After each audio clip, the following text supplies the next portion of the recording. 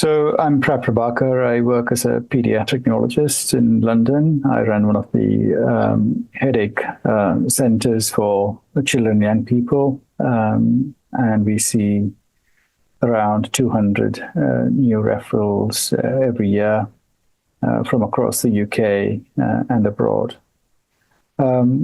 This children's headache clinic has been running for about 25 years. Next year will be our 25 years of this clinic.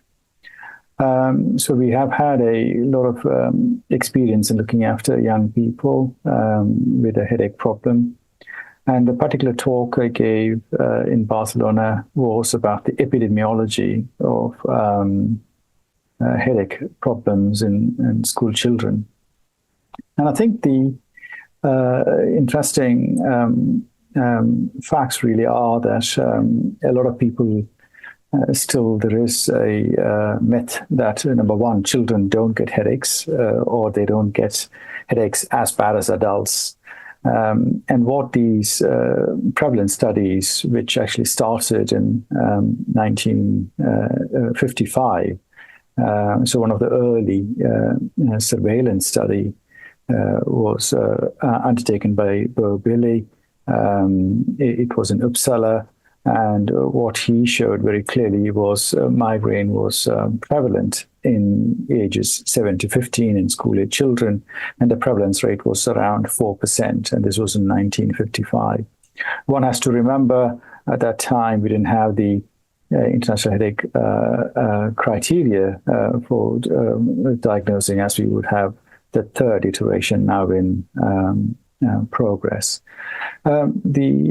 Subsequently, over the years, there's been a number of surveillance studies in various parts of the world, and these were all summarized into a paper by Ishaq Abarafe in the year 2003. And in fact, some of the surveillance studies undertaken in Aberdeen by Ishaq showed that about 10% of children between the age of 5 to 15 actually had a migraine problem.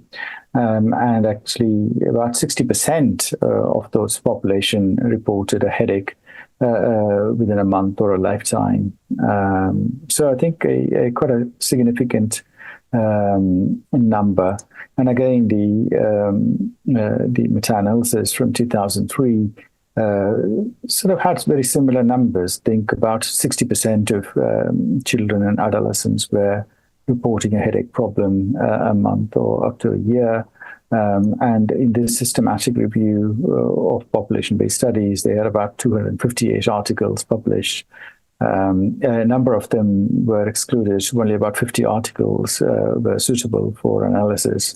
But it did show the same level of prevalence of migraine, about 1 in 10 in that age group. And females predominantly more affected than male children, up to about 2 times more. Some up-to-date prevalence study was reported by Onofri and colleagues this year in 2023. And again, they reviewed in the pediatric population more than 5,000 papers, of which only about 48 studies fulfilled their inclusion criteria. And they reported a pooled prevalence of primary headache was about 11% for migraine overall. And again, for any headache, it was again about 60-odd% across the school age group population.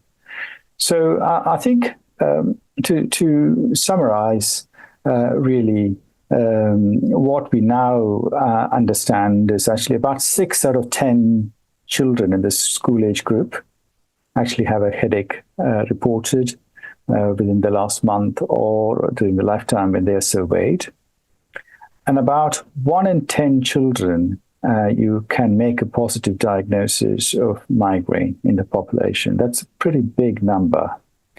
And again, about 2 out of 10 of this population will actually have a tension type headache. Now, what we haven't said is actually how many of these are actually severely affected. But one can extrapolate some of the information from these population-based studies, and we know that in about 100 children, chronic daily headache is probably about 1 in 100.